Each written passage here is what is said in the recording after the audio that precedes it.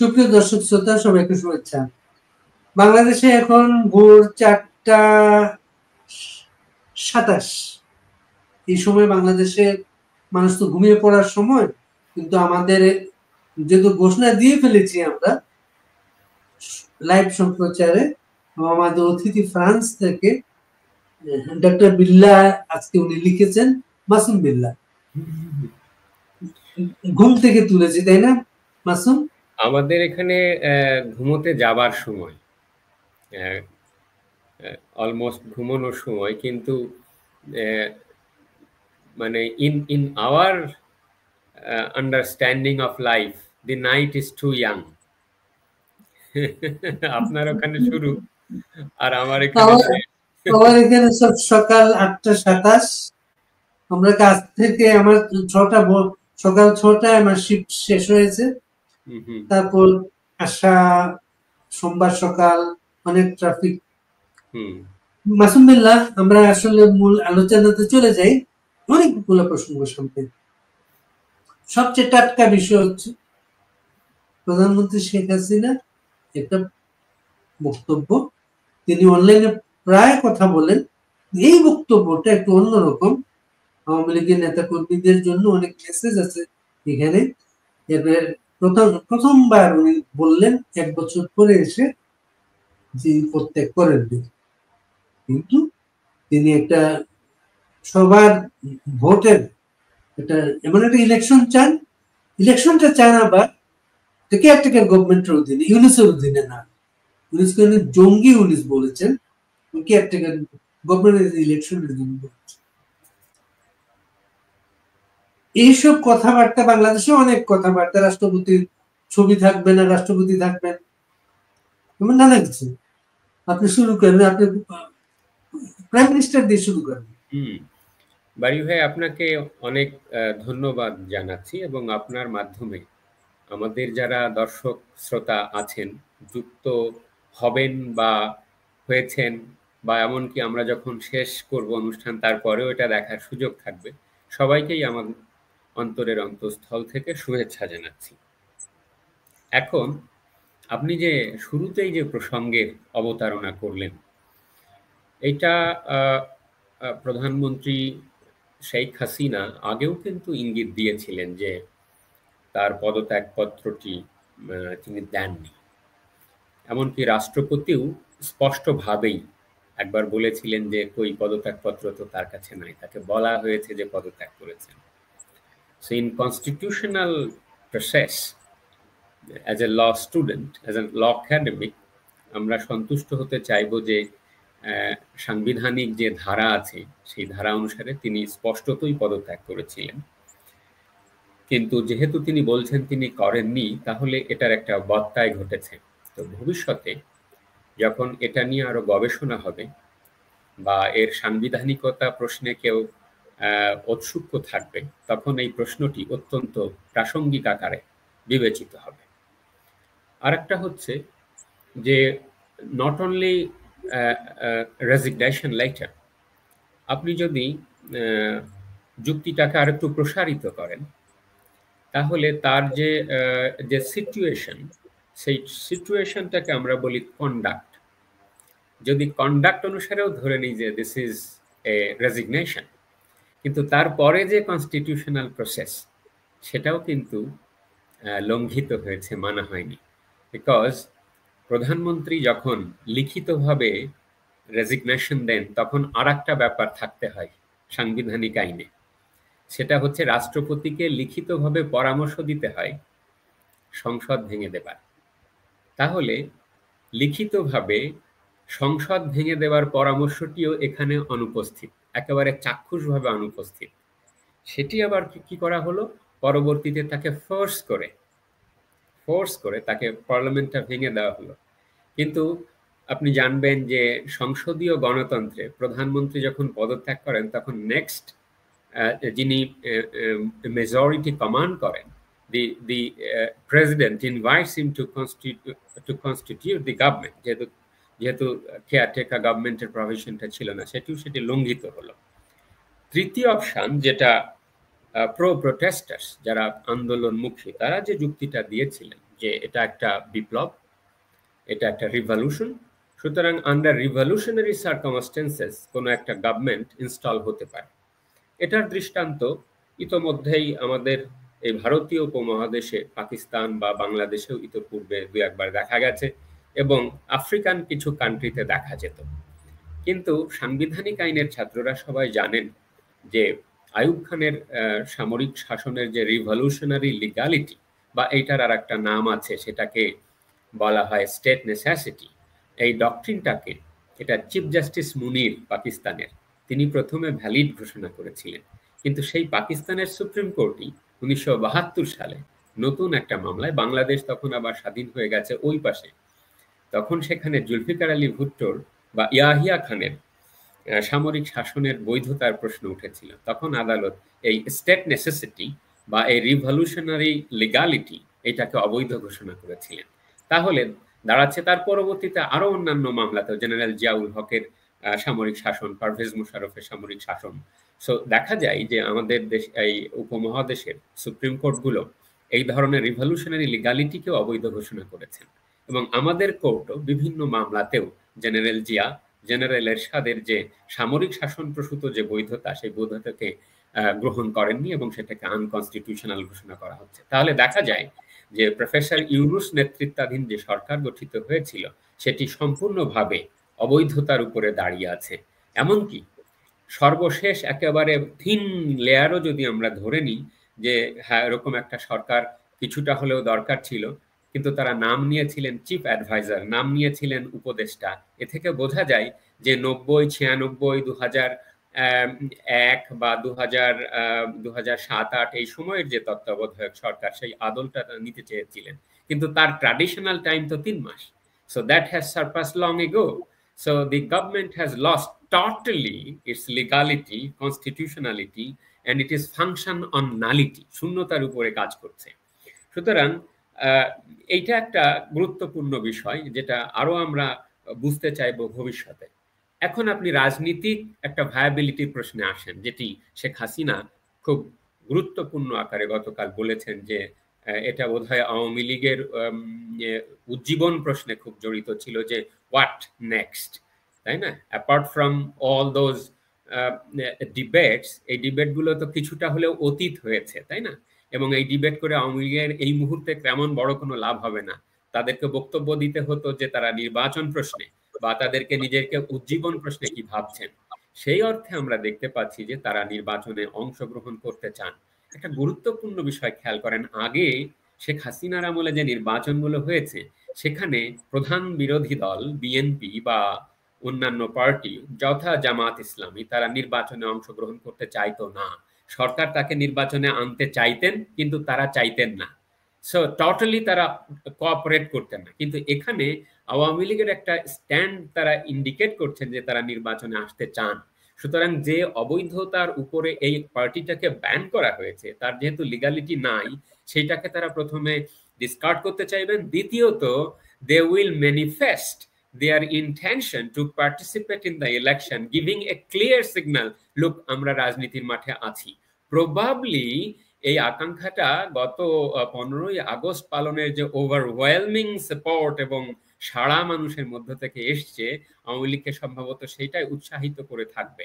এখন এই ডিমান্ডটা আমার ধারণা যে ইউনূস সরকারের উপর একটা বড় চাপ প্রয়োগ করবে। এই কারণে করবে যেহেতু আমি একটু আগেই আপনাকে যুক্তি দিয়ে দেখালাম যে ইউনূস সরকার বাই নাও পপুলারিটির দিক দিয়ে, প্র্যাকটিক্যালিটির দিক দিয়ে, ভায়াবিলিটির দিক দিয়ে এবং আইনগতভাবে তার সমস্ত বৈধতা হারিয়েছেন।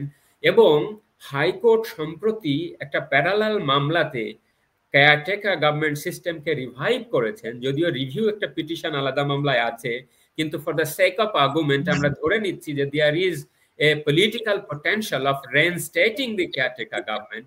সুতরাং it is politically logical for Awami League to demand that yes, let a caretaker government be installed, not under a Yunus government, but under a different, a caretaker government where Awami League as well as all other political party can participate in the election. Then তখন আমরা বুঝতে পারবো যে একটা free, fair, uninterrupted এবং participatory election participated by all the parties including Awami League, সেটাই সম্ভবত বাংলাদেশের ভবিষ্যতের জন্য, স্থিতিশীলতার জন্য, স্টেবিলিটির জন্য সবচেয়ে ভায়াবল পথ। So Sheikh Hasina's statement yesterday will rejuvenate Awami League's steps and mind, as well as will put further pressure on Yunus government. এখানে শুধু আহ্বান, আরেকটা আহ্বান আছে শেখ হাসিনার আসলে, তিনি মুক্তিযুদ্ধের পক্ষের সমস্ত শক্তির ঐক্যের ডাক দিয়েছেন তিনি, এখানে 1 নম্বর। 2 নম্বর হচ্ছে এই শেখ হাসিনা এই প্রথম অফিসিয়ালি বলেছেন তিনি 5 আগস্ট পদত্যাগ করেন নাই, এবং এই পদত্যাগ যে করেন নাই বিভিন্ন ভাবে আসছিল, এবং এই পদত্যাগ করেন নাই কিন্তু পদত্যাগ করেছেন এই কথাটা সবাইকে বলেছিলেন সেনাবাহিনী প্রধান জেনারেল ওয়াকার। এবং ছাত্রদের আন্দোলনটা পরে সামরিক অভ্যুত্থানে রূপ নিয়েছে। সেনাবাহিনী প্রধান সব রাজনৈতিক দলকে ডেকেছেন, সেনাবাহিনী প্রধান সবাইকে বলছিলেন যে প্রাইম মিনিস্টার পদত্যাগ করেছেন এবং দেশ ত্যাগ করেছেন। এই কথাটা সেনাবাহিনীর প্রধান মুখে সবাই শুনেছে। রাষ্ট্রপতিকে দিয়ে একটা ভাষণ দেওয়া হয়েছে। আমরা দেখেছি 3 বাহিনী প্রধান রাষ্ট্রপতির পেছনে দাঁড়িয়ে আছে, রাষ্ট্রপতি লিখিত কিছু পড়ছে, সেইখানেও বলা আছে প্রধানমন্ত্রী পদত্যাগ করেছেন এবং দেশ ত্যাগ করেছেন, মানে তার রাষ্ট্রপতিকে তাদের লিখে দেওয়া হয়। এটা আমরা যখন সবাই ওই দিন টেলিভিশনের সামনে তো বসে আছি, তো ধরুন যে হঠাৎ করে খবর আসলো না যে সেনা প্রধান জাতির উদ্দেশ্যে ভাষণ দেবেন, তখন লজিক্যাল প্রশ্ন ইমিডিয়েটলি আসলো যে weather Sheikh Hasina is alive, number 1। Number 2, সেনা প্রধান ভাষণ দেবেন, সেনা প্রধানের তো ভাষণ দেবার কথা নয়, constitutionally he is nobody to address the nation. তারপরে যখন সেই বহু প্রতীক্ষিত সময়টি আসলো, প্রথমেই সে যে শব্দটি উচ্চারণ করলো সেটা হচ্ছে জামাত ইসলাম, মনে আছে আপনার? এবং তারপরে এই যে মিসলিড করা, বিভ্রান্তি করা, আপনি শিরোনাম দিয়েছেন কানামাছি খেলা। এই যে কানামাছি খেলাটা, যে কানামাছি সত্য, একটা গান আছে যে কানামাছি সত্য, কানামাছি মিথ্যা, কানামাছি তুমি আমি যে যার মতন। এই যে কানামাছি বানিয়ে সারা বাংলাদেশটাকে এভাবে করা, এখন বাই নাও স্পষ্টত হচ্ছে যে সেনাবাহিনীর ভূমিকা অত্যন্ত বিভ্রান্তিকর এবং কন্ট্রোভার্সিয়াল।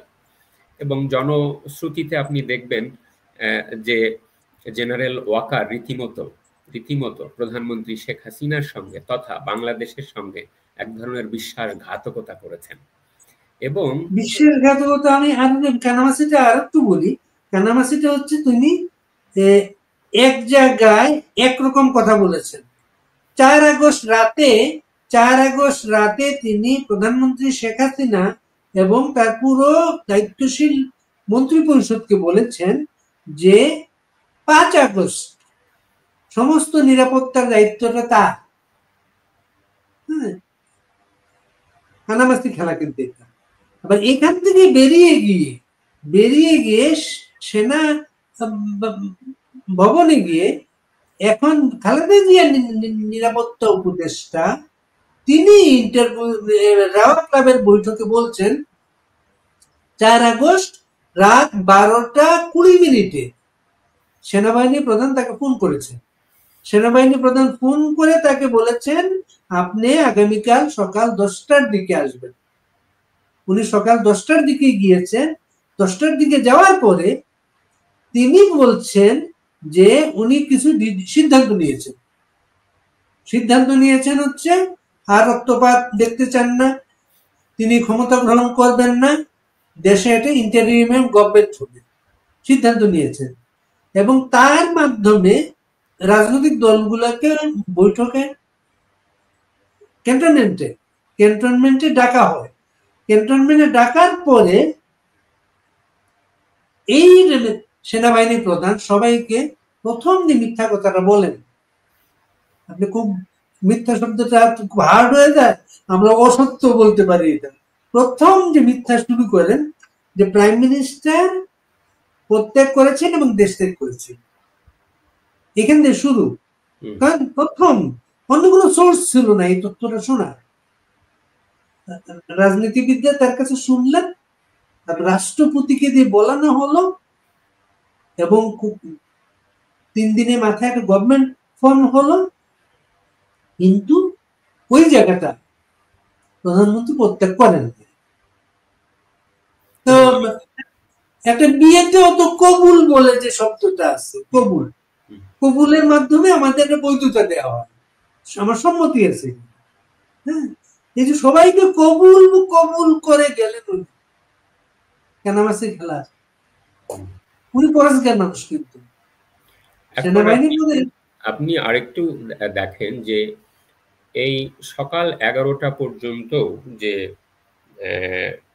ছাত্র বা দেশের যারা বিভিন্ন জায়গায় অবস্থান করছিল, তারা কিন্তু তখনও পর্যন্ত বড় কোনো ধরনের কিছু করতে পারেনি। কিন্তু তখন এটা বাদ ভাঙলো যখন সেনাবাহিনীর পক্ষ থেকে সিগন্যালটা তারা কিন্তু আগে পেয়ে যাচ্ছিল, এবং এই ব্যাপারগুলো রিডিং করা যাচ্ছিল বিভিন্ন জায়গার ফুটেজ থেকে। এবং সেনাবাহিনীর সাবেক কর্মকর্তাদের একটা গ্রুপ আছে, তারাও ইনস্টিগেটেড হয়ে বিভিন্ন জায়গায় অবদান রাখছিলেন। আবার ওদিকে যে উত্তরা থেকে যে মিছিলটি এদিকে আসছিল গণভবনের দিকে, সেটা পুলিশ ব্যারিকেড তুলে নিতে বলা হলো সেনাবাহিনীর পক্ষ থেকে, অথচ নিজেদের থেকে কিছু করা হলো না। এখন আপনি আরেকটা জিনিস আমাকে বোঝান, অন্তত সাধারণ নাগরিক হিসেবে বা একজন রাজনৈতিক পর্যবেক্ষক হিসেবে আমি নিজেকে বোঝাতে চাইব যে this is acceptable. Sheikh Hasina নামের যে রাজনীতিবিদ, যার বাবাকে 75 সালে হত্যা করা হয়েছিল এবং 6 বছর যিনি বিদেশে থেকে বা বাইরের যে কঠিন জীবন যাপন করে তারপরে যে 1981 সালের 17ই মে বাংলাদেশে প্রত্যাবর্তন করেছিলেন, এবং বাংলাদেশের ভোট ভাতের অধিকার এবং মানুষের অধিকার প্রতিষ্ঠা করার জন্য যার রাজনীতি 40 বছরের সংগ্রাম, সেই রাজনীতিবিদ কি আপনার কাছে মনে হয় যে পালিয়ে চলে যাবেন? আমার তো মনে হয় না যে পালিয়ে যাবেন, বিকজ তার তো হারাবার কিছু ছিল না। 22 বার তাকে নিদেন পক্ষে 22 বার তাকে গুলির সামনে দাঁড়াতে হয়েছে, বা অবভিয়াস হত্যাকাণ্ড থেকে তিনি বেঁচে গেছেন। এহেন যার রেকর্ড, তার তো আর নতুন করে প্রাণের মায়া থাকবার কথা নয় যে তিনি হঠাৎ করে পালিয়ে যাবেন। প্রয়োজন প্রাণ দেবেন। পালিয়ে যাওয়ার ব্যাপারেও মনে করেন একজন মানুষ তার নিজস্ব ট্রান্সপোর্টে পালায়, রিক্সা দিয়ে পালায়, গাড়ি দিয়ে পালায়, তার ব্যক্তিগত বিমান আছে, হেলিকপ্টার আছে, ওইটা দিয়ে পালায়।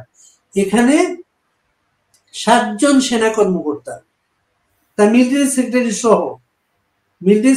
সহ 7 জন সেনা কর্মকর্তা তার সাথে গেলেন। তাকে ওইদিকে সেফ সবকিছু একটা ভালো অবস্থায় রেখে তাকে তারা ব্যাক করলেন। ওরা ব্যাক করার পরে এই মিলিটারি সেক্রেটারি 3 মাস প্রধান উপদেষ্টা মিলিটারি সেক্রেটারি ছিলেন, উনি অন্য একটা দায়িত্বে আছে। কিন্তু প্রথম দিন থেকে বলা হচ্ছে পালিয়ে গেছে। পালিয়ে যদি গিয়ে থাকেন, এই যারা সাথে ছিলেন তাদেরকে তো জিজ্ঞেস করার ব্যাপার ছিল, ওরা গেল কেন তার সাথে, তারা ফিরলো কিভাবে, এই জিনিসটা জিজ্ঞেস করা হয় না। আরেকটা ব্যাপার হচ্ছে, ভারতের সাংবাদিকরা যেটা আমাদেরকে বলেন যে ভারত সরকার তাকে এখন পর্যন্ত প্রধানমন্ত্রীর মর্যাদায় নিরাপত্তায় তাদের অতিথি হিসেবে রেখেছে। মর্যাদা নিরাপত্তার কারণটা হচ্ছে তিনি যখন আসেন তিনি বাংলাদেশের প্রাইম মিনিস্টার হিসেবে এসেছেন, এবং এখানে একটা হত্যাকাণ্ডের একটা আশঙ্কা ছিল, যেটা হয় নাই, যে জিনিসটা খালেদা জিয়ার নিরাপত্তা উপদেষ্টার মাধ্যমে আমাদের সামনে এসেছে। উনি বলেছেন তিনি যখন গেলেন সেনাবাহিনী প্রধানের কাছে, সকাল 10টায়। সেনাবাহিনী প্রধান তাকে বললেন সকাল 10:30টায় ভারতীয় সেনাবাহিনীর প্রধান তাকে ফোন করবেন।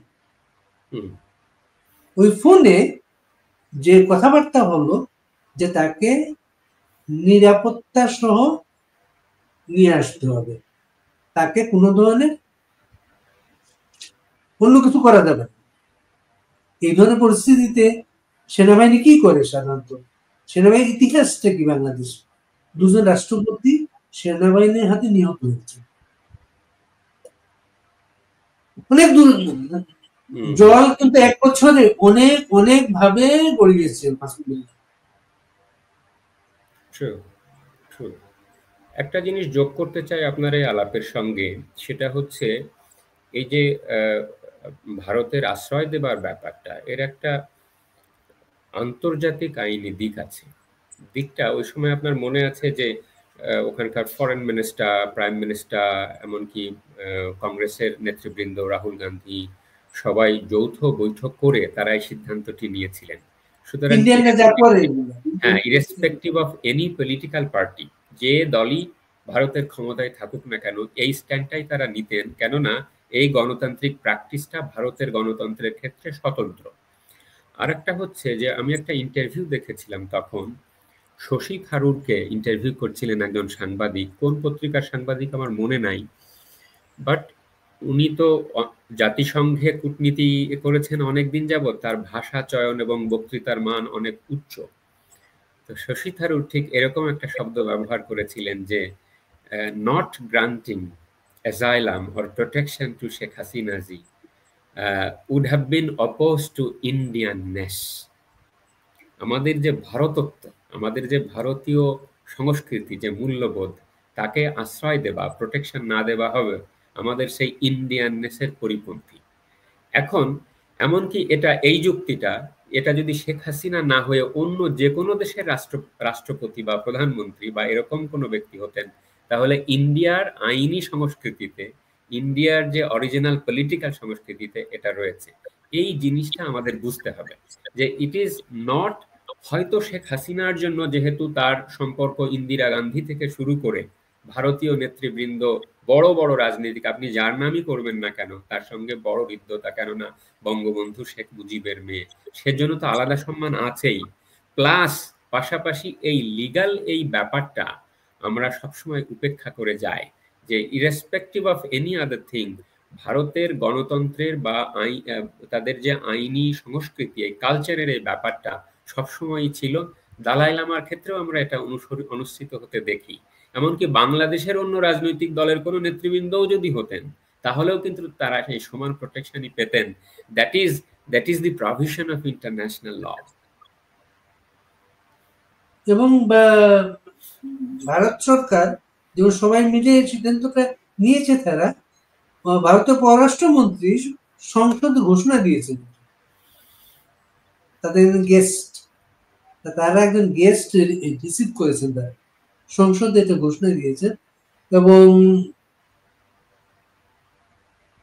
ভারত যেটা করে সেটা, শেখ হাসিনা একজন পলিটিশিয়ান। ও আরেকটা একটা কাকতালীয় একটা ঘটনা আছে, 75-এ 15 আগস্ট, আমি ওই 15 আগস্টের আগে দিল্লিতে কথা বলতে গিয়ে এই তথ্যটা আমি নিয়ে কাজ করেছি আর কি।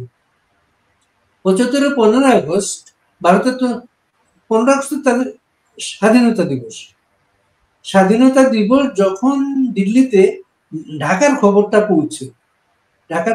পৌঁছে, তখন তারা স্বাধীনতা দিবসে কুচকাওয়াজ চলছে, তাদের লাইভ টেলিকাস্ট হচ্ছিল এটা। তো টেলিভিশনে একটা বারবার বলছিল একটা ঘোষণা দেওয়া হবে, খুব তাড়াতাড়ি টেলিকাস্ট ঘোষণা দেওয়া হবে। ঘোষণাটা যখন আসলো বাংলাদেশে এরকম একটা ঘটনা ঘটেছে, তখন সাথে সাথে এই প্রাইম মিনিস্টার ইন্দিরা গান্ধী তখনকার প্রথমেই খোঁজ নেওয়ার চেষ্টা করলেন এবং জানতে পারলেন তার 2 মেয়ে শেখ হাসিনা এবং শেখ রেহানা ওরা কিন্তু বাংলাদেশে নেই, ওরা জার্মানিতে আছেন। শোনার পর সাথে সাথে তিনি জার্মানিতে ইন্ডিয়ান এম্বাসেডারের সাথে কথা বললেন কথা বলে তার যে সিকিউরিটির ব্যাপারটা কনফার্ম করলেন তাদের মাধ্যমে, এবং বললেন তাদেরকে ইন্ডিয়াতে নিয়ে আসতে। তখনও এই কারণে তারা বেঁচে গিয়েছিলেন, নিরাপত্তা পেয়েছে। আবার 50 বছর পরে একই ঘটনা ঘটল, নিরাপত্তা পেলেন তারা ভারতে বঙ্গবন্ধু নিয়ে এসে।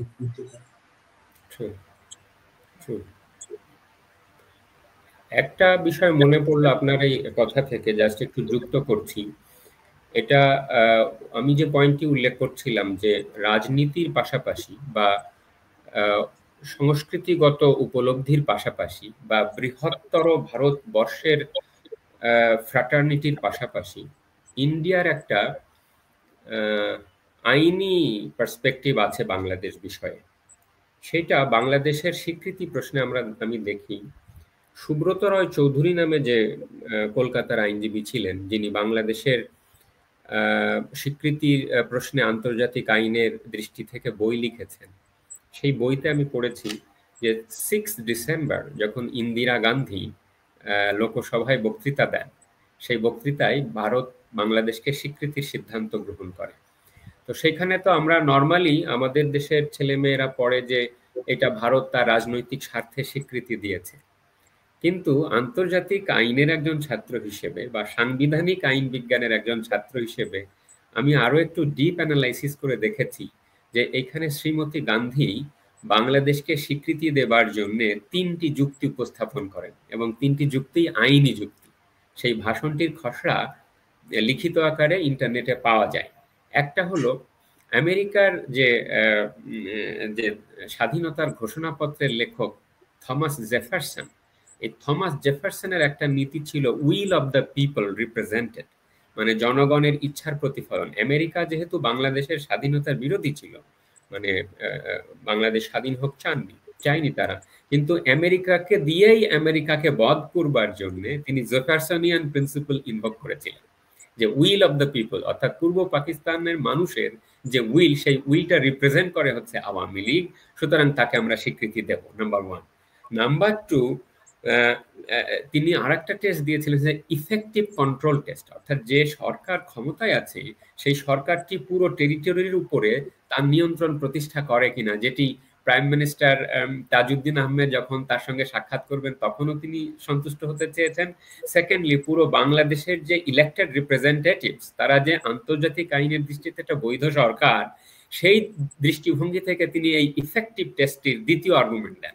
এবং তৃতীয় আর্গুমেন্ট দেন, এটাকে আমরা নাম দিচ্ছি ফিলিং অ্যাট পার উইথ, মানে একই রকম অনুভব করা, মানে যার জ্বালা সেই জানে অন্যে জানে না। মানে যখন কোনো দেশ আক্রান্ত হয়, আন্তর্জাতিক আইনে আমরা বলি হিউম্যানিটারিয়ান ইন্টারভেনশন। তো India's intervention in Bangladesh is none but single glaring example of humanitarian intervention. তো এই দিক দিয়ে দেখা যায় যে এইভাবে বারে বারে ইন্ডিয়ার একটা অ্যাপ্রোচ আছে, যেটা আন্তর্জাতিক আইনের অ্যাপ্রোচ থেকে দেখা যায়। তার জন্য বাংলাদেশ বারে বারেই সমৃদ্ধ হয়েছে, এবং বারে বারেই এইখান থেকে আমাদেরও নিজস্ব কিছু শিখবার আছে। তো ঠিক একই প্রিন্সিপাল আমি দেখলাম শেখ হাসিনাকে আশ্রয় দেবার ক্ষেত্রে, যেটি আপনি উল্লেখ করলেন যে ওই 1975 সালের 15 আগস্ট জার্মানি থেকে যখন 2 বোনকে নিয়ে আসা হচ্ছে, তখন আবার এবারেও যখন তাদেরকে আশ্রয় দেওয়া হলো, ঠিক একইভাবে এর লিগাল অ্যাসপেক্টটাও আমি এইভাবে ব্যাখ্যা করতে চাই। মাসুমুল্লাহ, আমরা আরেকটা বিষয়ে একটু আলাপ করি আজকে। 15 আগস্ট আমরা দেখেছি, 15 আগস্ট এবার দেখেছি। 15 আগস্ট তো ওই বাড়িটা একটা ধ্বংসস্তূপ, ওই বাড়িটা ধ্বংসস্তূপ, এবং ওই বাড়িটা 15 আগস্ট যাতে কেউ যেতে না পারে এটা ঘোষণা ছিল। আমাদের একজন প্রেস সচিব আছেন, তিনি এই ঘোষণাগুলো দেন আর কি। 15 আগস্ট কেউ পালন করার চেষ্টা করলে ব্যবস্থা নেওয়া হবে। সবাই তো ভীত সন্তুষ্ট সেই ঘোষণার পরে। সবাই দেখলো ওই বাড়িটা ঘেরাও করে রাখা হলো, এবং অবাক ব্যাপার, বিএনপি ওইখানে অবস্থান নিল। ওরাই কেউ ফুল দিতে নিয়ে আসে কিনা, ফুল দিয়ে ফেলে কিনা এই পাহারাটা দেয়া, এবং তারা একটা মিছিল করলো, সেখানে মিছিলের স্লোগান আসলো, তারেক ভাইয়া কথা দিলাম 32-এর দখল নেবে। এবং পাশাপাশি তথ্যগুলো বেরিয়ে আসলো 32টা ভাঙার পেছনে তারেক ভাইয়ার একটা নেতৃত্ব ছিল, ফান্ডিং ছিল। একটা ফান্ডিং আছে, কিন্তু পারছে না এখনো, টুঙ্গি বড় ভেঙে ফেলে। বাংলাদেশটা, সবাই তো, পৃথিবী তো বদলাচ্ছে, পৃথিবী শুধু ভদ্র হচ্ছে। এবং এই 5ই আগস্টের আগে পরে অনেকে এই তারেক ভাইয়ের অনেক প্রশংসা করছিল, যে তার একটা ম্যাচুরিটি এসেছে, অন্য একটা মানুষ রাজনীতিতে। এটা কিভাবে দেখেন 32টা ধ্বংস করার নেতৃত্ব? আচ্ছা, প্রথমত বলি যে 32-এর একটা ইটের যে মূল্য, আমাদের জাতিগত পরিচয়ের আত্ম অনুসন্ধানে সেই একটা ইটের মূল্য কয়েকটা নোবেল জোড়ালেও হবে না, নাম্বার 1। নাম্বার 2, অনেকেই ভেবে নিয়েছিল যে আপনি যার নাম উল্লেখ করলেন, সময়ের ফেরে তার রাজনৈতিক মানসপট অনেক উন্নত হয়েছে এবং তিনি আগের থেকে অনেক ম্যাচিওর্ড হয়েছে। কিন্তু যেটা প্রকাশিত হলো, he had just given a point to Awami League, এবং সম্ভবত এটা করে তারা একটা ভালো কাজই করেছেন। আমাদের জাতির আত্ম উপলব্ধির জায়গাটি আবার সম্ভবত তিনি পুনরায় আবিষ্কার করতে সহায়তা করলেন, এবং আবার একটা প্রশ্ন হিসেবে আমাদের সামনে হাজির হলো যে আমরা কি আসলেই ঠিক করেছি বা করছি, কোথায় যাচ্ছি আমরা। এক্ষেত্রে আমি ওই গানটির কথাই মনে করব যে ওই যে শোনো একটি মুজি বরের থেকে লক্ষ মুজি বরের কণ্ঠ, স্বরের ধ্বনি প্রতিধ্বনি আকাশে বাতাসে ওঠে, তাই না? তো মনে হলো যে 5ই আগস্ট পরবর্তী বঙ্গবন্ধুর স্থাপত্য বা ভাস্কর্য ভাঙাতে যে মানুষের উল্লাস, মানুষ তো বলবো না, কোট অ্যান্ড আনকোট মানুষ, ঠিক একইভাবে এই যে নিষেধাজ্ঞা আরোপ করা, সেটা যেন একেবারে ফুসে উঠল, উঠে এই যে একজন মানুষ থেকে হাজারো কণ্ঠ অনুরণিত হলো, রাইট? মনে হচ্ছে যে সেই হারানো বাংলাকে আবারই তো খুঁজে পাবো, এবং অন্ধকারে পূব আকাশে উঠবে আবার দিনমণি। সেই জন্য এটা যারা আওয়ামী রাজনীতি করেন বা যারা বাংলাদেশটাকে অসাম্প্রদায়িক, ধর্মনিরপেক্ষ, বহু মানুষের সম্মেলন, বাঙালি সংস্কৃতির পুরোধা হিসেবে দেখতে চান, তারা আবার এটাকে নতুন করে তারা রিডিসকভার করতে সক্ষম হয়েছেন। আমার কাছে মনে হচ্ছে যে এবারের 15ই আগস্ট আওয়ামী লীগ রাজনৈতিক দল হিসেবে নিজেদেরকে পুনরায় আবিষ্কার করতে পারবে, সেই শক্তিটা তাদের দিচ্ছে। পুনরায় তারা শাইন করতে পারবে, দে উইল শাইন দেমসেলভস, এবং তারা they can reassert themselves through this overwhelming observance of national mourning day. এবং জাতীয় শোক দিবসকে আপনি জানবেন যে প্রথমেই যে উপদেষ্টা পরিষদ নিষেধ করে দিয়েছিল, নিষেধকে যে কোনো জিনিসকে ঠেকিয়ে রাখতে পারে না, সেখান থেকে দাবানলের মতন যে আবার সবকিছু ফুসে ওঠে, তাই না? স্বতঃস্ফূর্তভাবে এটাই প্রমাণিত হলো। এর কতগুলো ইন্টারপ্রিটেশন আপনি খেয়াল করেছেন। অনেকে এটাকে ব্যাখ্যা করতে চাইছেন যে এই প্রথম বঙ্গবন্ধু শেখ মুজিব আওয়ামী মুক্ত হলেন, অর্থাৎ তারা বোঝাতে চাচ্ছেন যে আওয়ামী লীগের যে বাগাড়ম্বর যে উদযাপন হতো এবং অনেকটা অপরিমিত বোধভাবে উদযাপিত হলো, তার মধ্যে কিছুটা সত্য হলেও হয়তো আছে, যে আপনি অযাচিতভাবে 7ই মার্চ আনছেন, অযাচিতভাবে যেটা ব্যবহার করার দরকার নেই সেটা করছেন বা শব্দ করছেন বা হোয়াটএভার, শুধুমাত্র মানুষের যে প্রাণ কেন্দ্রিক যে বঙ্গবন্ধুর প্রতি ভালোবাসা, সেটা যে নষ্ট হয়ে যেত, সেইটা এই উদযাপনের ফলে বা এই পালনের ফলে সম্পূর্ণভাবে এসেছে।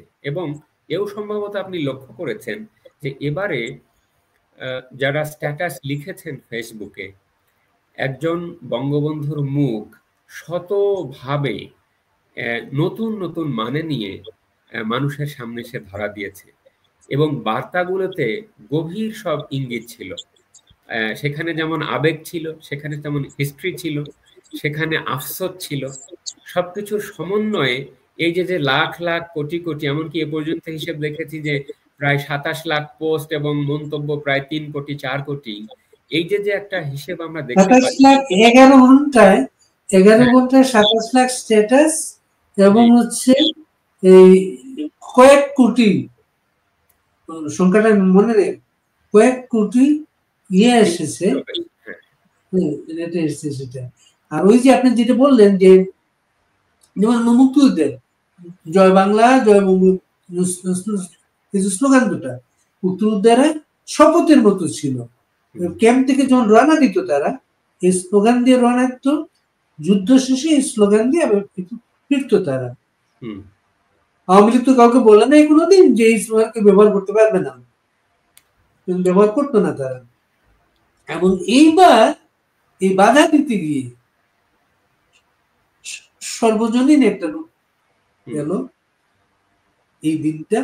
এবং একজন রিক্সা চালকের যে ঘটনাটা, আজিজুর রহমান, একটা রিক্সা চালক 400 টাকা দিয়ে একটা ফুলের তোড়া কিনে নিয়ে এসছে। তার যে চিন্তা করেন তার আয় কত, এই টাকাটা নিয়ে এসছে ওই ফুলের তোড়ার কারণে তাকে মারধর করা হয়েছে, তাকে গ্রেপ্তার করা হয়েছে, তাকে হত্যা মামলা দিয়ে কারাগারে পাঠানো হয়েছে। এটা সারা দেশে যে প্রতিক্রিয়া তৈরি করেছে, ওই রিক্সা চালকের কাছে প্রেস সচিব উপকাত হয়েছেন। কারণ পুলিশ অফিসার এখানে বলেছে প্রেস সচিবের ওইটাতে আদিষ্ট হয়ে তিনি কাজটা করতে গেছেন। এবং উল্টে এখন প্রধান উপদেষ্টার অফিস থেকে ব্যাখ্যা চাওয়া হচ্ছে এবং জামিনটাও দিতে হয়েছে। এইটা বাড়ি ভাই একটু যুক্ত করি আপনার সঙ্গে।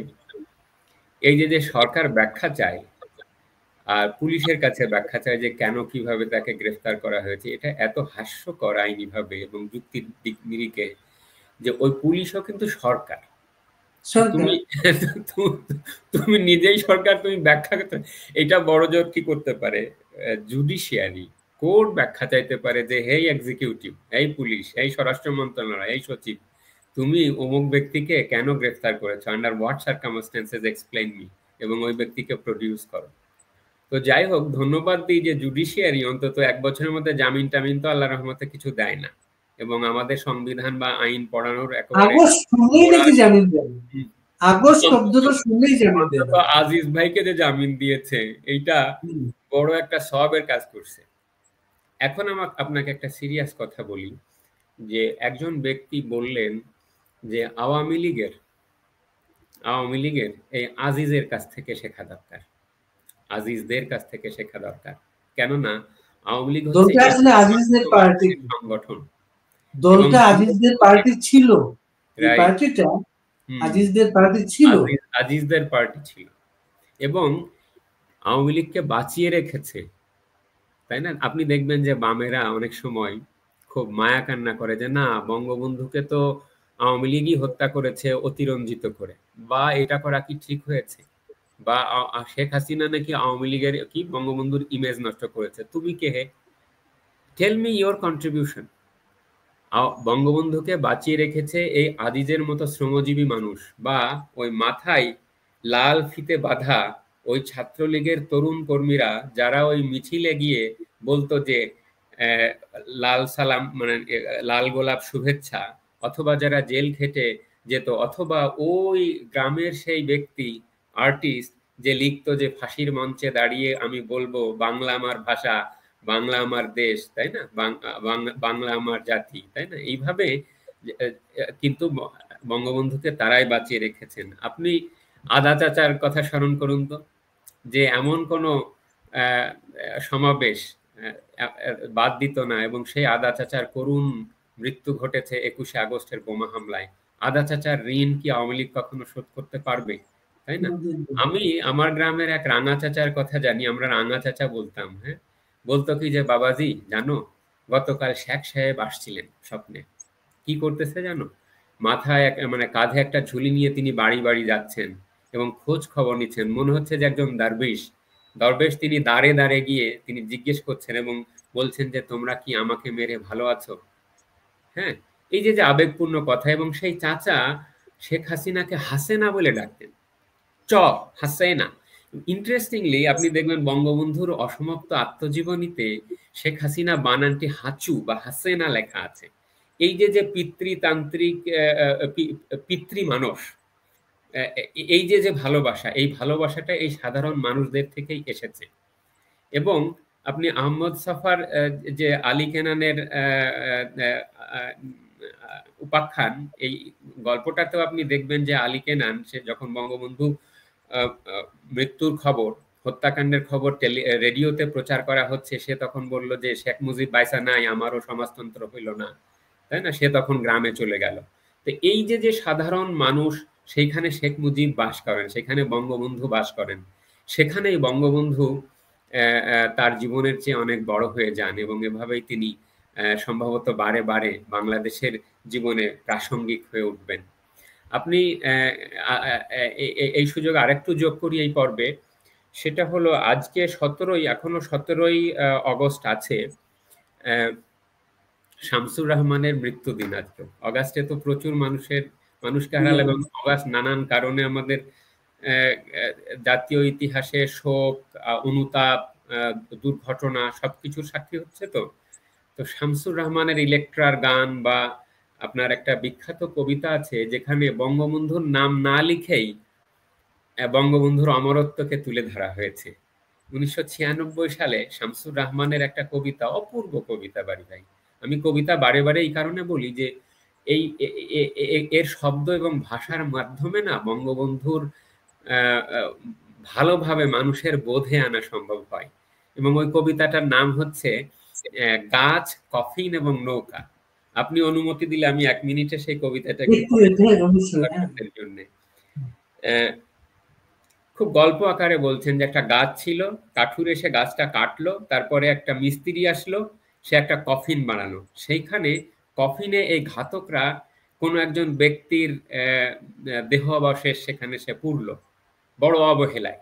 এইভাবে কিন্তু সেখান থেকে হঠাৎ করে সেই কফিনটা নৌকো হয়ে গেল এবং সেই নৌকায় এখনো চির ভাসমান অবস্থায় আছে। এই থিমটাই হচ্ছে, মানে এই কথাটাই হচ্ছে কবিতাটার থিম। আমি আমার দর্শকদের জন্য আপনার অনুমতি নিয়ে একটু পড়ে শোনাচ্ছি। একজন কাঠুরেকে স্বপ্নাদ্য একটি গাছ টানে এবড়ো থেবড়ো জমিনের সীমানায়, যেখানে গাছটি অনাদরে উপেক্ষায় বেড়ে উঠে মাথা তুলে দাঁড়িয়ে রয়েছে, যেন বীর কর্ণ, যার রথের ভাস্বর চাকাদয় দেবে যাবে মাটিতে।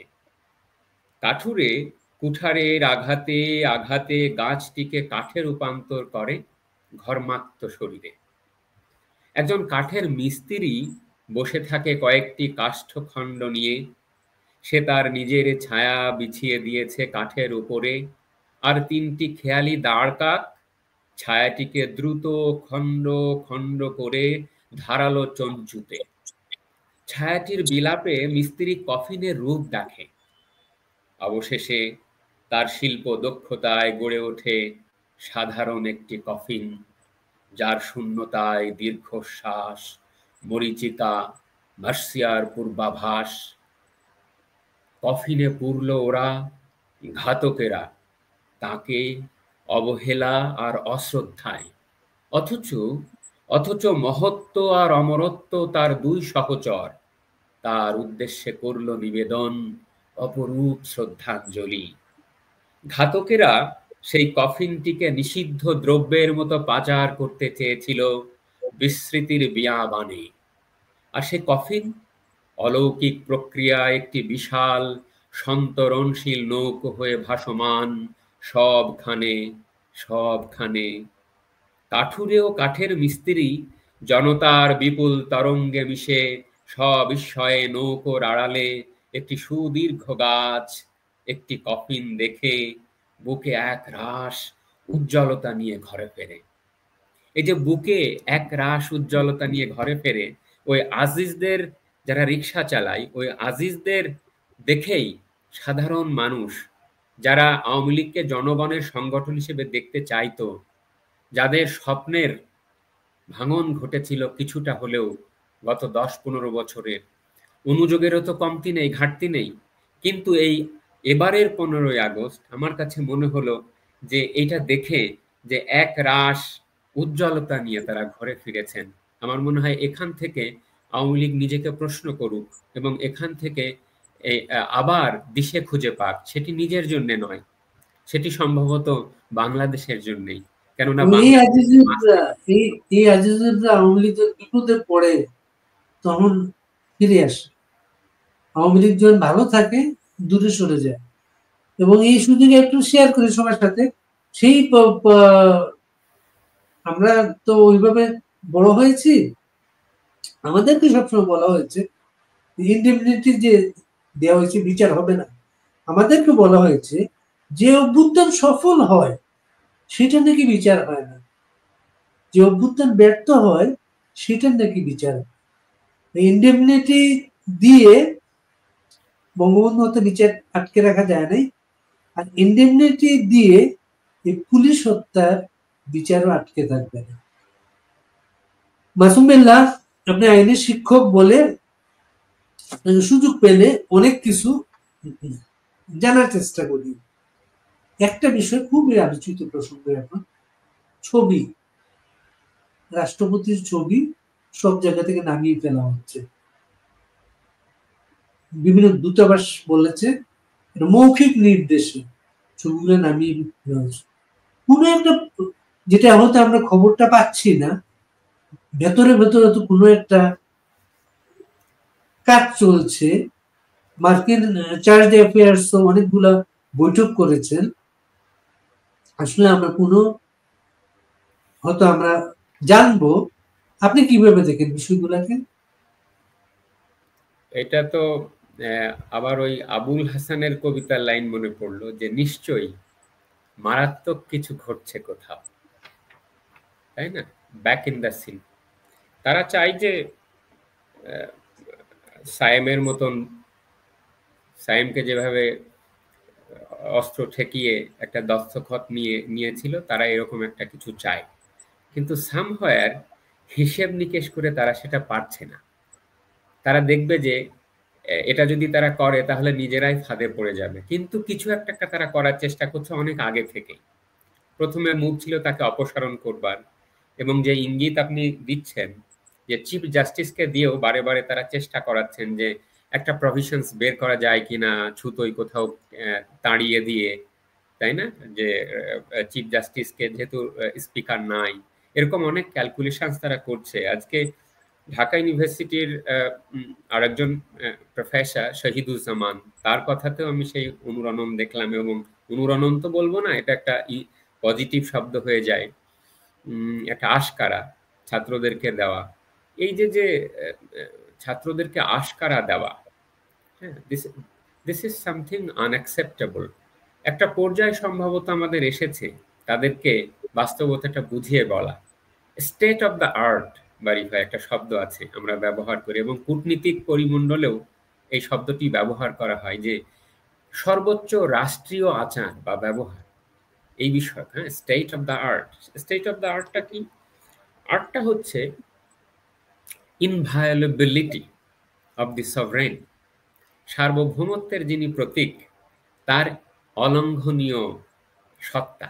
সেটা কি? রাষ্ট্রপতি, তিনি হচ্ছেন, বা রাজা কমন ল মডেলে ইংল্যান্ড বা অস্ট্রেলিয়া বা নিউজিল্যান্ড, ইন্ডিয়া, বাংলাদেশ, পাকিস্তান, শ্রীলঙ্কা, আমরা হলাম কমন ল সিস্টেমের মুরিদ। আমরা বলি ওয়েস্ট মিনিস্টার, হ্যাঁ, পার্লামেন্টারি সিস্টেম। এই সিস্টেমে রাজা বা রানী, যাকে বলা হয় রয়্যাল প্রিরোগেটিভ, তাই না, হু রিপ্রেজেন্টস দি স্টেট, যিনি রাষ্ট্রের সর্বোচ্চ যে পাওয়ার, সভরেন্টি, সেই সভরেন্টির প্রতীক, তাকে আমরা বলি আন্তর্জাতিক আইনে ইনভায়োলেবিলিটি। তিনি হচ্ছেন অলঙ্ঘনীয়। এই অলঙ্ঘনীয় সত্তাটা কেমন করে প্রকাশিত হয় বাড়ি ভাই? এটা হচ্ছে বিভিন্ন জায়গায় ছবি, সিম্বল, তার যে ক্ষমা করার যে পাওয়ার, তাই না, বা সরকার যে তাকে সম্মান দেয়, পার্লামেন্টে তাকে যে ডেকে নিয়ে ভাষণ শোনে, এই সবই হচ্ছে রাষ্ট্রপতির আপনার সভরেন পাওয়ারের অংশ।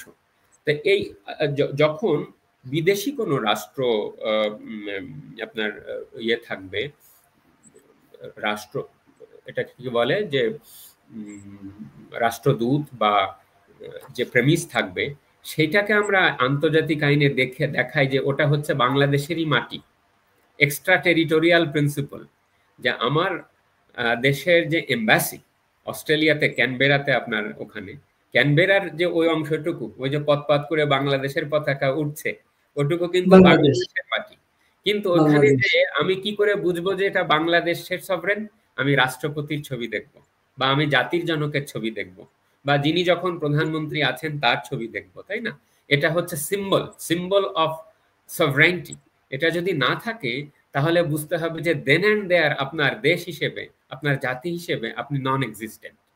এইটা কোনো লিখিত আইন লাগে না, একটা নর্মাল নিয়ম আছে, তাই না? যেমন আওয়ামী লীগ সরকার করেছিল যে জাতির জনকের ছবিটা সবসময় টাঙাতে হবে সংবিধানে। সুতরাং এই সংবিধানের প্রভিশনস এই সরকার এসে ভায়োলেট করছে প্রতিনিয়ত। আর একটা কি, যে সরকারি প্রজ্ঞাপন থাকে বা ইচ্ছে থাকে যে প্রধানমন্ত্রী এবং রাষ্ট্রপতির ছবি টাঙানো হবে। আর এগুলো যদি নাও থাকে, এটা হচ্ছে রাষ্ট্রের, ওই যে আমি আপনাকে যুক্তি দিলাম যে সভরেন ইনভায়োলেবিলিটি, সিম্বল অফ সভরেন্টি, এটা রাষ্ট্রপতির ছবি এবং প্রধানমন্ত্রী বা এই মুহূর্তে প্রধান উপদেষ্টা তাদের ছবি থাকতে হবে। না থাকলে জাতি হিসেবে আমি থাকছি না, নন এক্সিস্টেন্ট। এটা কিন্তু কোনো নর্মাল রাজনৈতিক কোনো ইগো না, এটা হচ্ছে আমি, আমার আমিত্ব, আমার এক্সিস্টেন্সের ব্যাপার। আমি নাই হয়ে যাচ্ছি সেখানে। তো how come on earth, shame on us, shame on the foreign adviser, তিনি তো ডাক সাইটে কূটনীতি, আমি জানি না যে তারা কোথায় লেখাপড়া করেছেন, তারা কি করে মৌখিক ভাবে অর্ডার দেন যে এই ছবিটি সরিয়ে ফেলা হোক? তারা কি ন্যূনতম ভাবেও রাষ্ট্রীয় আচার সম্পর্কে জ্ঞান রাখেন না? শুধু এটা না, পররাষ্ট্র উপদেষ্টা, পররাষ্ট্র সচিব দুজনে বলেছেন তারা জানেন না বিষয়টা। তাহলে হু ইজ বিহাইন্ড ইট, তাই না? কে কথা কয় রে, দেখা দেয় না, তাই না? Who is doing that? জানেন না বললেই তো এটা এটা কিছু একটা হলো না। কয়েকদিন আগে 5 আগস্ট উপলক্ষে রাষ্ট্রপতির একটা বিবৃতি বাণী মিডিয়ায় ছাপা হয়েছে, এবং সেটা নিয়ে অনেকে অনেক মন্তব্য করছিলেন। রাষ্ট্রপতি বিশ্বাসঘাতকতা করেছে কুমু কুমু। বঙ্গভবনে আমি কন্ট্যাক্ট করে জানতে পেরেছি যে বিবৃতিটা ছাপা হয়েছে সেটা রাষ্ট্রপতির না।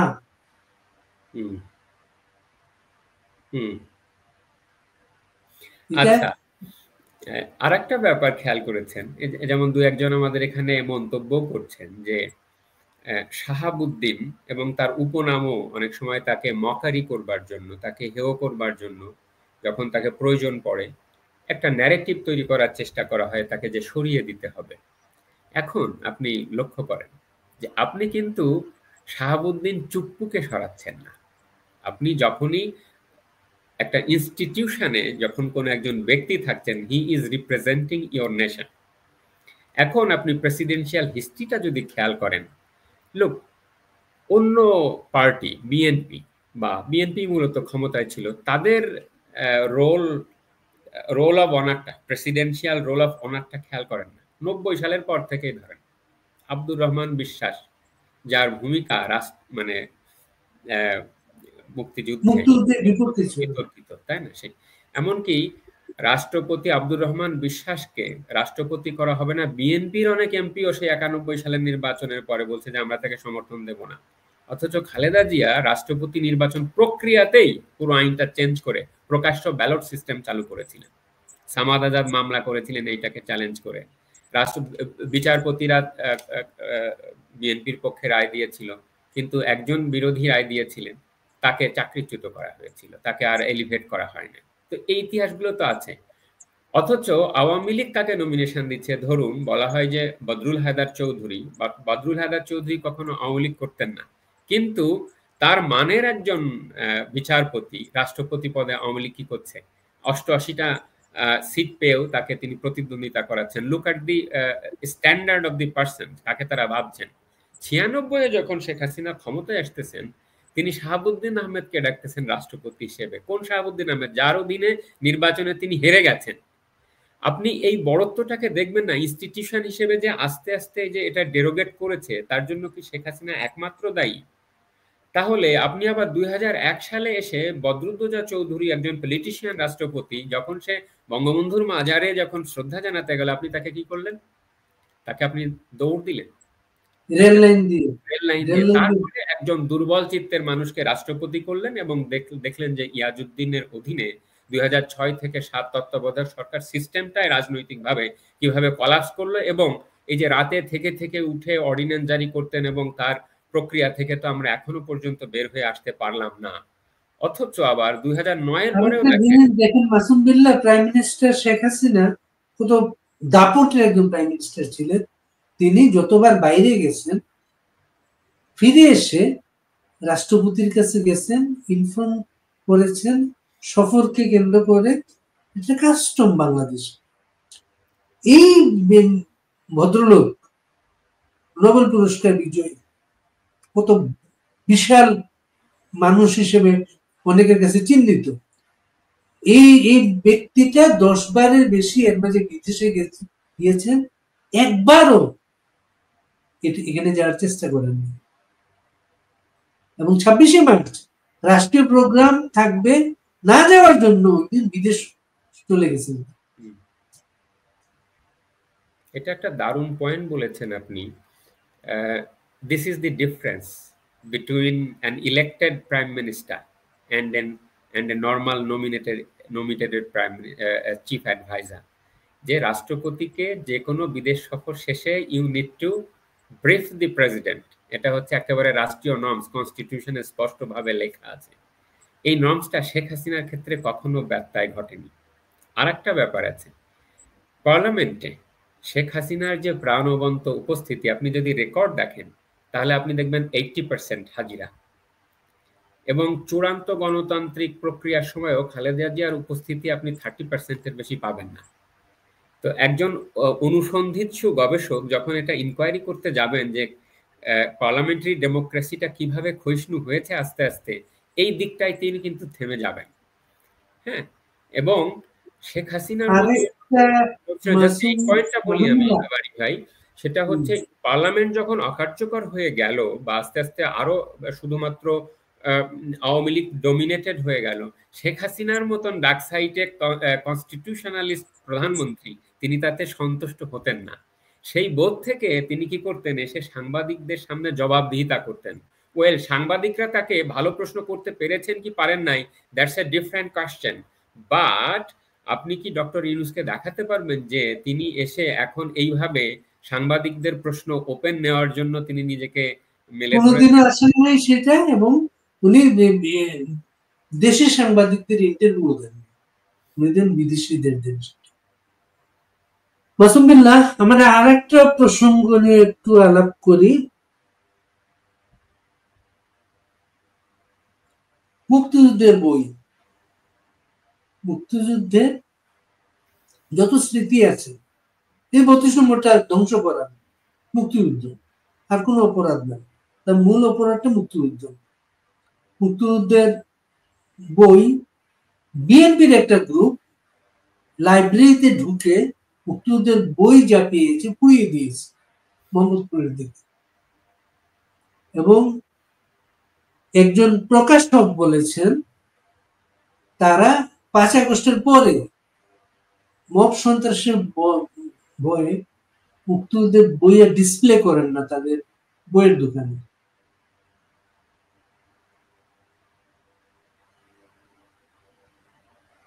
কেমন লাগে আপনার শুনতে? আমি 5ই আগস্টের পরেও কিছুদিন আমার ভার্সিটিতে ছিলাম। ওইখানে ক্যাম্পাসে দেখি কয়েকটা টেবিলে বই ডিসপ্লে হয়, এবং একদিন পরিদর্শন করতে গিয়ে দেখি যে বইয়ের তালিকা, সেই তালিকা না পড়ার যোগ্য, না কোনো জ্ঞান গরিমার কোনো বই। ওই গোলাম আজমের বই, আর হলো শরীফুল হক ডালিমের বই, আর হচ্ছে আপনার এই ধরনের বই বিশ্ববিদ্যালয় করিডোরে বিক্রি হচ্ছে বা নিদেন পক্ষে ডিসপ্লে করছে কারা? ছাত্র শিবির। এবং তার জন্য ভার্সিটি একেবারে চমৎকারভাবে জায়গা করে দিয়েছে। তারপরে আপনার লাইব্রেরিগুলোতে গেলাম, বড় বড় লাইব্রেরিগুলোতে আপনার আমাদের যে আজিজ মার্কেটের যে বইয়ের দোকানগুলো, বা এই বইমেলার বাংলা একাডেমির যে বইমেলার দোকানগুলো, বইমেলায় তো যাওয়া হয়নি, কিন্তু পাশ দিয়ে যাওয়ার সময় বোঝা যায় যে হোয়াট ইজ হ্যাপেনিং। প্রথমে যে বইগুলো দেওয়া, সাজিয়ে রাখা মুক্তিযুদ্ধের বইগুলো সরিয়ে দিয়ে এই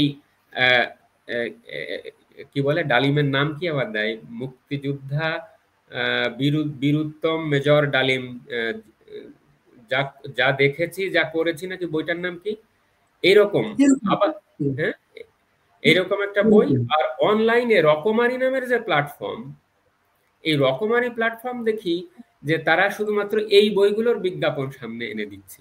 তাহলে সর্বোচ্চ মানে সব জায়গায় যে এই ক্ষয়, আর বিএনপি রাজনীতিতে এটা অত্যন্ত হতাশাজনক যে এই শূন্যতায় তো তাদের আরো দায়িত্বশীল ভূমিকা পালন করা উচিত, কিন্তু সম্ভবত তারা একটা ইনসিকিউরিটিতে ভোগেন যে সুন্দর সুন্দর লিটারেচার মুক্তিযুদ্ধে যদি সামনে আসে, বা ধরুন ওই গোলাম মুর্শিদের বই সামনে আসে, নির্দলীয় নিরপেক্ষ ইতিহাসও যদি আসে, এমনকি মহিউদ্দিন আহমদও যদি আসে, তাকে নিয়ে অনেক বিতর্ক রয়েছে তার লেখাগুলো নিয়ে, তাও যদি আসে, তাও আপনি দেখবেন যে ওই খালেদা জিয়া সম্পর্কে বই লিখেছে বা জাসদের উত্থান পতন নিয়ে লিখেছে, বিএনপির লোকজন তাকে অভিনন্দন জানাচ্ছে, কিন্তু দেখা যাচ্ছে যে জিয়ার আলাদা একটা চ্যাপ্টার আছে যেখানে জিয়াকে স্বৈর শাসক বা সামরিক শাসক হিসেবে আখ্যায়িত করে, কারণ এরা বই পড়ালেখা করে না। সো তাদের মধ্যে জ্ঞান চর্চার এই অভাবটা জাতি হিসেবে আমাদেরকে আরো পিছিয়ে দেবে, কেননা তাদের একটা রাজনৈতিক পটেনশিয়াল আছে নতুন বাস্তবতায়। এই পটেনশিয়ালে আমরা বিএনপিকে আরো দায়িত্বশীল রাজনৈতিক দল হিসেবে, জ্ঞান অনুসন্ধিৎসু রাজনৈতিক দল হিসেবে দেখতে চাই।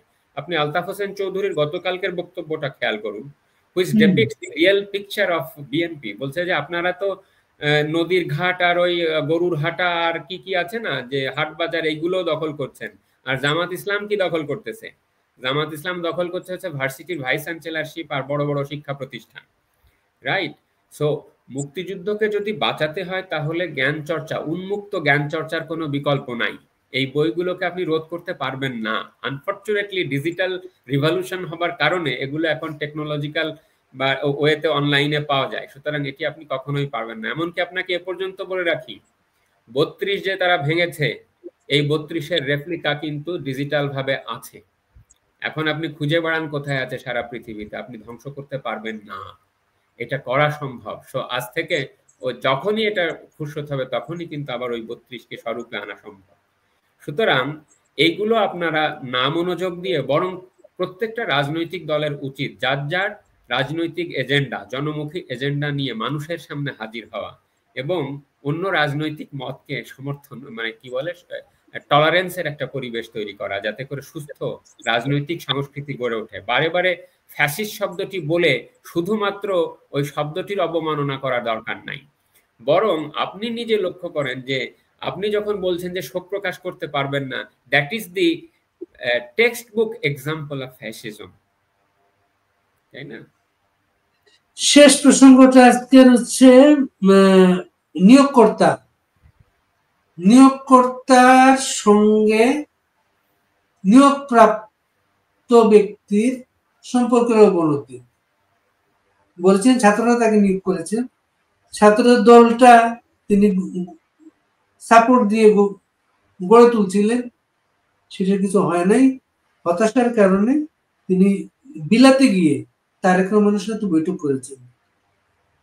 নিয়োগকর্তারা গতকালকে একটা মিটিং এ বলেছে উনি সেজদা করতে গিয়েছিলেন। সেজদা করা উচিত হচ্ছে জনগণকে,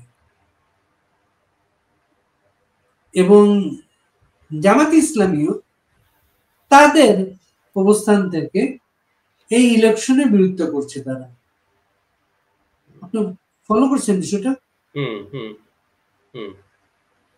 ওই যে তোমারে বধিবে যে গোকুলে বাড়িছে সে, আপনি আজকে মাথায় তুললেন, কালকে দেখবেন যে আপনাকেই সেটা ফেরত দিচ্ছে। তারা যে ভাষায় কথা বলে, লক্ষ্য করেন, এইটা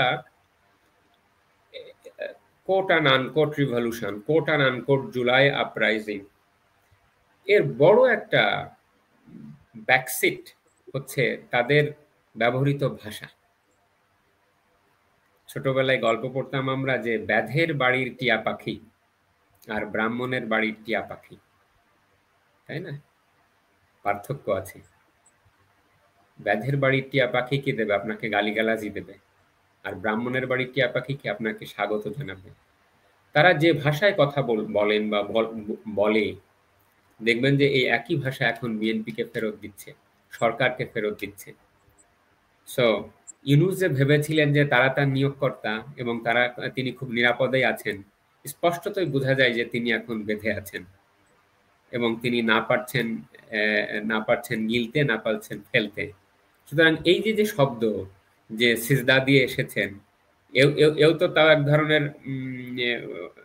ধরনের স্যাটায়ার আছে এর মধ্যে। কিন্তু অন্য যে ভাষা তারা ব্যবহার করেন অন্য যে কোনো ব্যক্তির ক্ষেত্রে, জাতির জনকের ক্ষেত্রে বা অন্যান্য ক্ষেত্রে যে সকল শব্দ ব্যবহার করেন তারা, আমার কাছে মনে হয় যে রাজনৈতিকভাবে আমরা যদি ভাষা শিখতে না পারি, সঠিক ভাষায় কথা না বলতে পারি, তাহলে একটা সুন্দর সুষ্ঠু সমাজ গঠন করার অধিকার আমাদের নাই।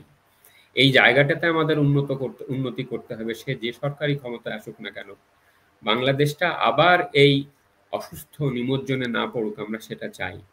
সরকার কি এটা নিশ্চিত করবেন কিভাবে যে এনসিপি যতদিন না পর্যন্ত সরকারে আসার মতন ক্ষমতা অর্জন করবে ততদিন পর্যন্ত নির্বাচন হোল্ড করে রাখবে?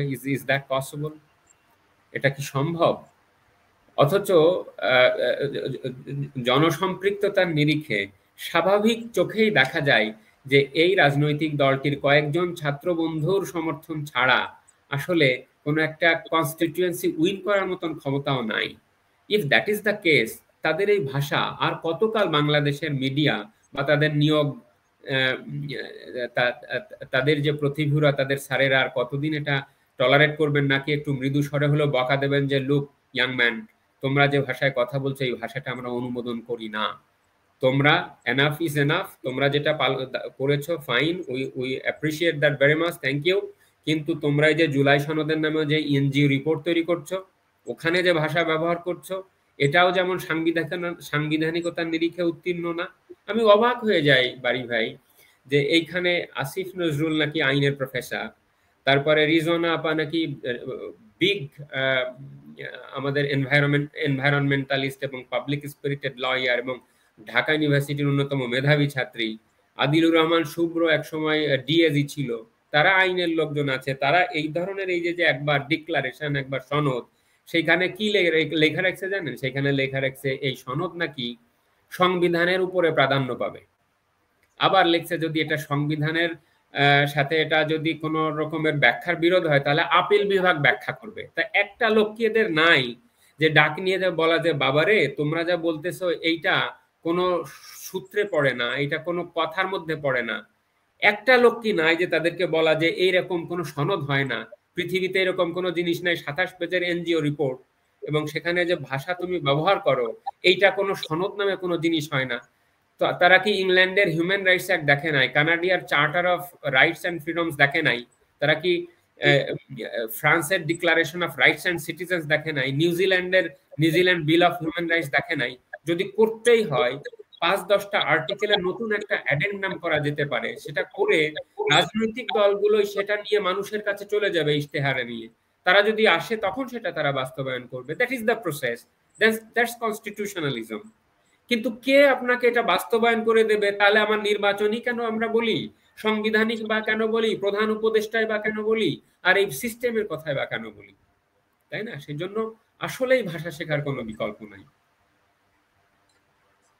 আওয়ামী লীগের তো কোনো অধিকার আর কোথাও নাই, কথা বলার নাই। এর মাঝে একটা অধিকার কালকে দেখলাম, পোস্টার দেখলাম, ধানমন্ডি আওয়ামী লীগের যে 5 নম্বর রোডের যে অফিস ছিল, অফিসের আশেপাশে প্রচুর পোস্টার, ফ্রিডম পার্টির পোস্টার। ফ্রিডম পার্টির সেই সূর্য সন্তান যাদেরকে বলা হতো তাদেরকে ছবি সহ পোস্টার। ঢাকা ইউনিভার্সিটিতে পোস্টার লাগানো হয়েছিল যে যুদ্ধপরাধীদের ফাঁসি হয়েছিল, তাদের ছাত্র ইউনিয়নের প্রতিবাদের মুখে সরাতে হয়েছে। ফ্রিডম পার্টির পোস্টার নিয়ে কোনো প্রতিবাদ হয়নি। বাংলাদেশ নিশ্চয়ই এগুলা স্বাভাবিক মেনে নেবে না, এবং আমার মনে হয় শেখ হাসিনা কালকের বক্তৃতাটা নতুন একটা ইস্যু তৈরি করবে রাজনীতিতে। ইলেকশনে মাইনাস আওয়ামী লীগ ইলেকশন করার চিন্তা ভাবনা, এটা মনে কঠিন হয়ে যাবে। একটা কথা মনে পড়লো, এটা রবীন্দ্রনাথ রামেন্দ্র সুন্দর ত্রিবেদীকে একবার লিখেছিলেন। হ্যাঁ, তাদের মধ্যকার চিঠি আছে, সেই চিঠিতে মজার একটা উক্তি আছে। বলছে যে কচি বালক আর ঝুনো লোক এই দুইজন কোনো কাজে আসে না। এই যে পোলাপান, হ্যাঁ, তাদের যে ভাষা, আর তারা এই যে সনদ নিয়ে যে এনজিও রিপোর্ট লেখে একবার, আর একবার লেখে কি ডিক্লারেশন, তাই না? এ যেমন স্টেট অ্যাফেয়ার্স এর কোনো গুরুত্ব নাই, বা গুরুত্ব থাকলেও এই কথা শুনলে সমস্ত জাতি মিসলিডিং হবে। আর হচ্ছে এই আর একজন নোবেল লরেট কি মানে 80+, অনেকে বলছে যে না তিনি তো কাজ করে যাচ্ছেন। আরে ভাই, কাজ করে যাচ্ছেন, তাকে তো সবকিছু দায়িত্ব নিতে বলা হয়নি। আর আপনার কি শিক্ষা এতটুকু বলে না যে এই বাচ্চাগুলোকে ধমক দিতে যে লোক, নাকি আপনি শুধু তোমরা এরকম করলে কিন্তু আমি আর থাকবো না, অনুরাগ বিরাগ, এভাবে তো দেশ চলে না, তাই না? আপনি কেমন নোবেল লরেট যে জাতির জনকের হত্যাকাণ্ডের দিবস আপনি বোর্ডলি একটা বাণী দিতে পারেন না, অথচ আপনি ফুল পাঠান আর একজনের জন্মদিনে? আপনার কি এতটুকু বলতে না আমি বাণী দিব এবং বলবো যে শেখ মুজিবকে যে অতিরঞ্জন করা হতো এইটা হচ্ছে স্ট্যান্ডার্ড, দেখান না কেন? আওয়ামী লীগ যে অতিরঞ্জন করতো বুঝলাম, তাহলে আপনি কিছু তো করলেন না, তাহলে এই দেশটা কোত্থেকে আসলো? এইটা যদি না থাকে, কিসে আপনাকে বাধা দিল যে আপনি একটা বাণী দিতে পারলেন না, বা একটা কথা বলতে পারলেন না, রাষ্ট্রপতিকেও একটা বাণী দিতে দিলেন না, তাই না? বা আপনার সরকার কোনো কিছু, বা নিজের পক্ষে বলতেন ঠিক আছে আপনারা শোক প্রকাশ করুন, অসুবিধা নাই, আসিফ নজরুল্লাহ তো আগে বলতে শোক প্রকাশের স্বাধীনতা চাই, তাই না? এই সমস্ত গুমোট পরিস্থিতির মধ্যেই আমি মনে করি, আমি সর্বশেষ কথা বলছি আপনার, 1 বছরের মধ্যে মানুষজন রিসারেক্ট করেছে, এটা রিবাম করেছে। রিবাম করার ফলে একটা হোল হার্টেড আউটবার্স্ট হয়েছে, এবং সেইটাকে রোধ করার জন্য আপনি দেখেন কি করতেছে তারা। আবার এই যে একটু আগে আমরা ভাষার কথা বলছিলাম না, ভাষাতে তারা আবার নতুন আর একটা শব্দ নিয়ে এসছে, কালচারাল ফ্যাসিজম। আরে এইভাবে কি একটা সমাজ চলবে? ঘৃণা, হ্যাট্রেড, ইনটলারেন্স, কথা বলতে পারবে, কেউ কিছু বলছে না এদেরকে। এবং দেখেন তাদের নিজেদের ফাঁদেই এই যে এই কামরুল হাসান আল মামুন, বা এই আসাদ, এই আব্দুল তুষার, বা এরকম যারা তাদের পক্ষে এক সময় বলেছে, এখন তারা যখন বঙ্গবন্ধুকে শ্রদ্ধা জানাচ্ছে, তারা তখন তার এখানে জুতো মারছে। অদ্ভুত একটা ব্যাপার যে জুতা মারছে সে ফ্যাসিস্ট না, অথচ যাকে জুতা মারা হচ্ছে সে নাকি ফ্যাসিস্ট।